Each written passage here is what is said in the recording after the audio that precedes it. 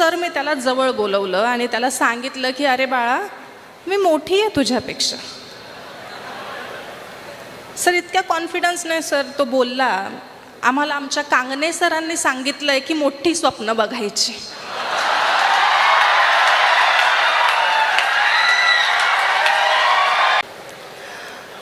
माझा आवाज येतोय शेवटपर्यंत? व्यवस्थित येतोय? मी दिसते शेवटपर्यंत? गुंजन, 2 तासापासून तुझ्याशिवाय काहीच दिसत नाही.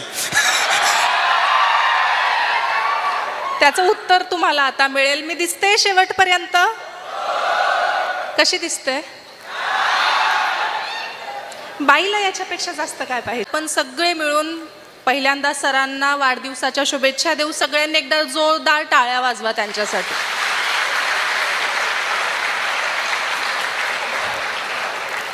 ही युवा पिढी आणि जेन झी काय करू शकते हे आपण दाखवून दिलंय.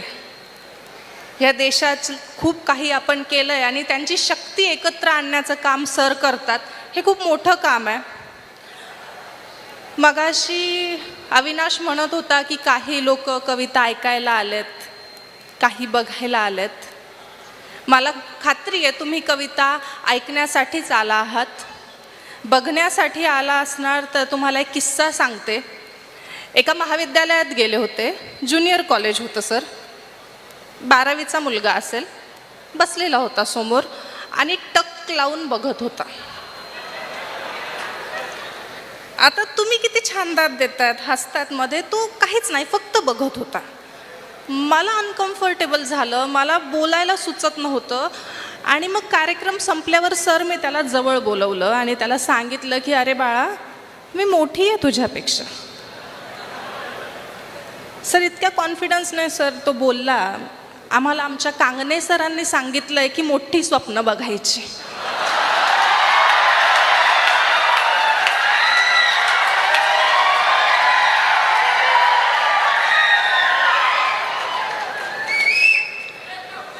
बऱ्याच ठिकाणी असं होतं ना की बरीच नजरा खेळलेल्या असतात. एक मिनिट.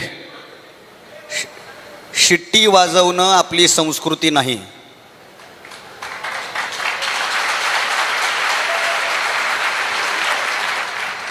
पण कार्यक्रमात शिट्टी वाजवायला काय हरकत नाही. ऐक ऐक,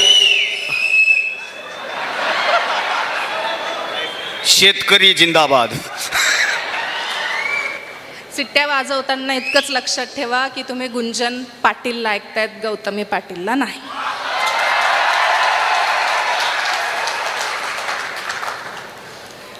तर बऱ्याच कार्यक्रमांमध्ये असं होतं सर की काही लोक टक लावून बघत असतात. मग 2 ओळी लिहिला की इतका रोखून पाहू नको रे, मी अशी वितळणार नाही. हे जवळजवळ सगळ्याच पोरी म्हणू शकतात प्रत्येक मुलाला की इतका रोखून पाहू नको, मी अशी वितळणार नाही.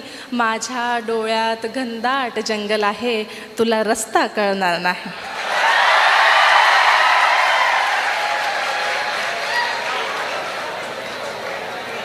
तुम्हाला सांगते, तो विद्यार्थी सरांचाच होता.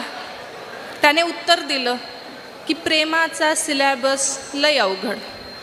प्रेमाचा सिलॅबस लई अवघड, कळता कळत नाही आणि अर्ज तोपर्यंत करत राहणार जोपर्यंत रिझल्ट मिळणार नाही.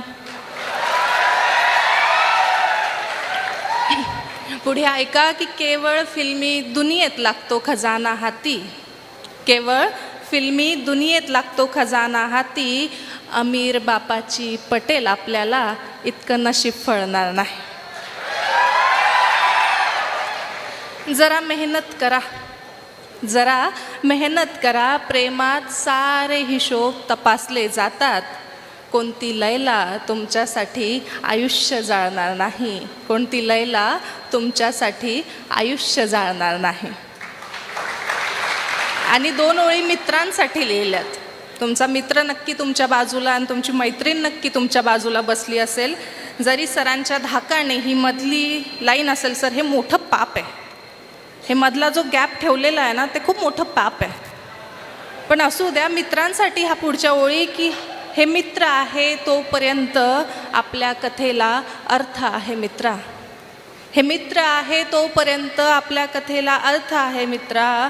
उद्या कुणी कुणाच्या आयुष्याचे पानही चाळणार नाही.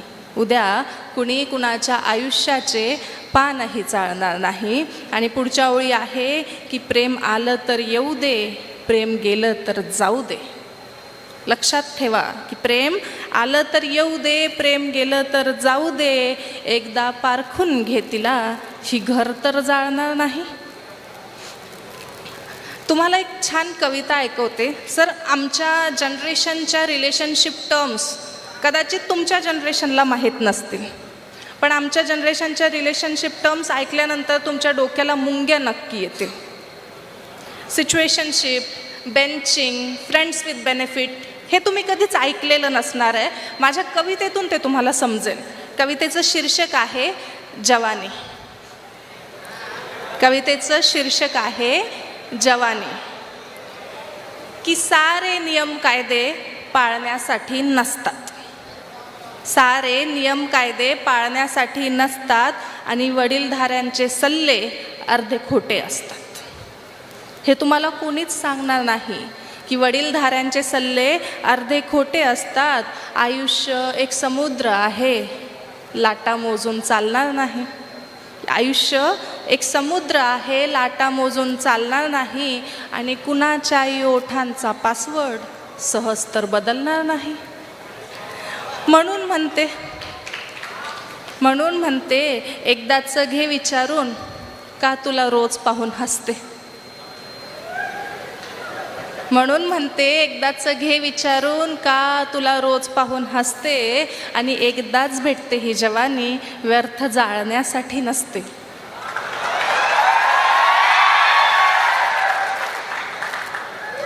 प्रेमाची आता रीत बदलली. प्रेमाची आता रीत बदलली. कालच एका रांझ्याने हीर बदलली.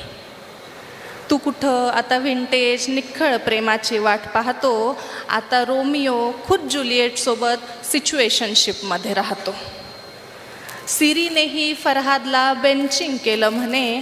आता ती प्रत्येकाला पाहून हसते. आणि एकदाच भेटते ही जवानी, व्यर्थ जाळण्यासाठी नसते. घे मनावर दे दाखवून, तू काय रीज आहे. घे मनावर दे दाखवून, तू काय रीज आहे. असेल ती हॉट बॉम्ब सेक्सी, तू ही कोल्ड स्टोरेज फ्रीज आहे. किती दिवस रेड फ्लॅगचा विचार करत बसणार. तिचं घोस्टिंग सुरू आहे आणि हे तुला कसं दिसणार. कर्ल बॉम्बिंग प्रत्येक मेटल वितळण्यासाठीच असतं. करच्याच हातात गेम आहे, आपली तारीख पक्की करून घे. पुढचे व्यवस्थित ऐका की आपली तारीख पक्की करून घे.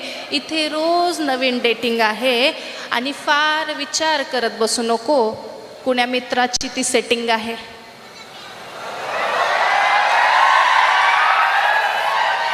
आणि फार विचार करत बसू नको की कुण्या मित्राची ती सेटिंग आहे. मुली अवघड पेपर सोपा करून घेतात. मुली अवघड पेपर सोपा करून घेतात. नॅनोशिपचा जमाना आहे, रिकाम्या जागा लगेच भरल्या जातात.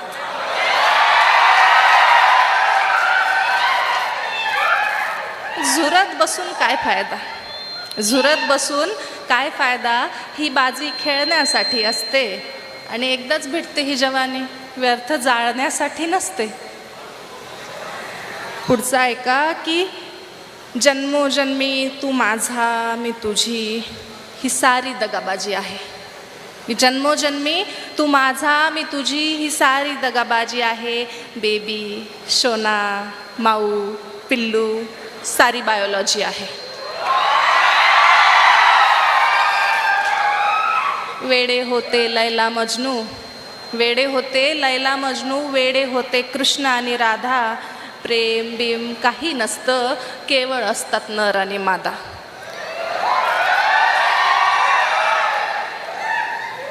फार ठोकरा खाव्या लागतात. फार ठोकरा खाव्या लागतात. हे एक गुपित कळण्यासाठी. एकदाच भेटते ही जवानी, नसते व्यर्थ जाळण्यासाठी. सारस पक्षाचा जोडा पाहून एक कवी रडला होता. की सारस पक्षाचा जोडा पाहून एक कवी रडला होता, एकाला पारध्याने मारले म्हणून दुसऱ्यानेही प्राण सोडला होता. वाल्मिकी रामायण कसं लिहिलं गेलं याची कथा जर तुम्हाला माहीत असेल तर वाल्मिकींनी एक सारस पक्षाच्या जोड्याला बघितलं होतं, ज्यातला एक पक्षी मारला गेला होता आणि म्हणून दुसऱ्याने डोकं आपटून स्वतःचा जीव दिला होता आणि तेव्हा पहिली कविता जन्माला आली होती. म्हणून या ओळी आहेत की सारस पक्षाचा जोडा पाहून एक कवी रडला होता, एकाला पारध्याने म्हणून दुसऱ्याने प्राण सोडला होता. खऱ्या प्रेमात जिगर लागतो, खऱ्या प्रेमात जिगर लागतो एकावरच आयुष्य उधळण्यासाठी.